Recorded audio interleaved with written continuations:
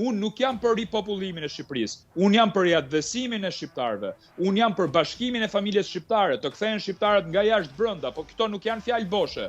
Unë jam një nga autorët e programit Partisë Demokratike se si do t'i riatvesojmë shqiptarët dhe me program konkret si modeli hungarez, polak, grek, me ngritjen e një ministrie që do quhet Ministria e Familjes, që do t'jetë një ministri kujdestare për implementimin e politikave të shqiptarëve që do kthehen nga jashtë brenda.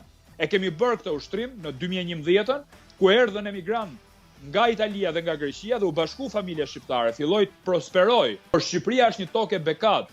Më besoni që në rast se bashkohet familja shqiptare, atëherë gjallërohet lagja, gjallërohet qyteti, gjallërohet fshati, gjallërohet Shqipëria. Shtohen numrat, sepse unë jam një nga ata njerëz që nuk e besoj shifrën e Instatit që në Shqipëri jetojnë 2.400.000 banorë.